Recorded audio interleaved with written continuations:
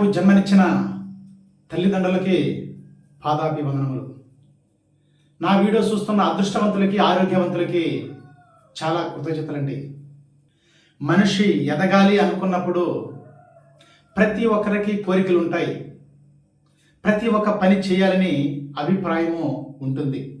కానీ కొన్ని చెడు అలవాట్లు మిమ్మల్ని బాధిస్తూ ఉంటాయండి.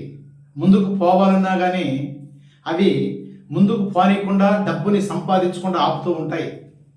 ఆ కొన్ని అలవాట్లని మార్చుకోవాలి. మనిషి ఎదగాలి, ఆనందమైన జీవితాన్ని గడపాలంటే కొన్ని అలవాట్లను పక్కన పెట్టాలండి. కొన్ని చెడు అలవాట్లను పక్కన పెట్టాలి. అంటే కొన్ని మీరు చూడండి, ప్రతి ఒక్క వీడియోని చూడండి. నేను ప్రతి ఒక్క విషయాన్ని మీ ముందుకు తీసుకువస్తున్నాను.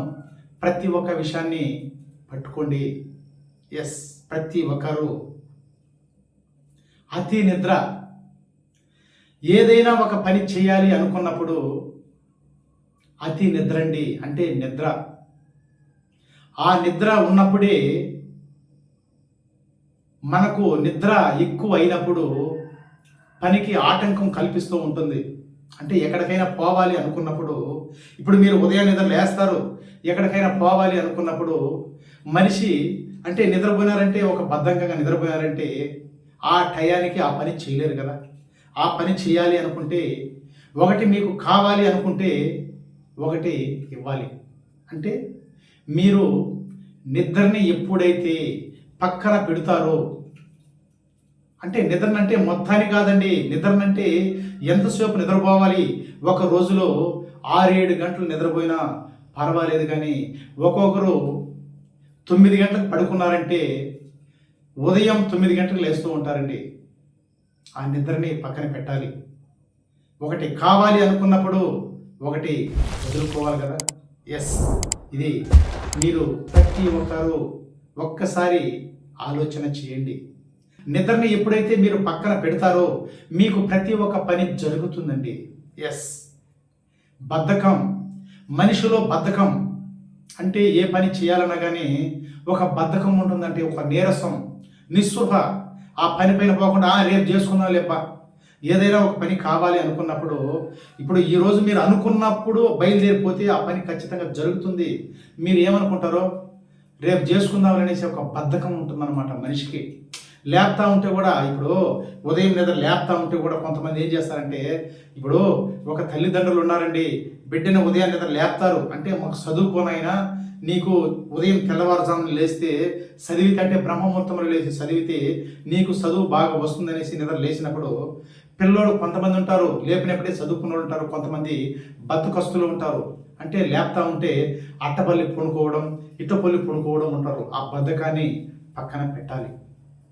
ప్రతి ఒక్కరు బద్ధకం ఎప్పుడైతే పక్కన పెడతారో మీరు అనుకున్న పనులు అనుకున్నట్లుగా ఖచ్చితంగా జరుగుతుందండి.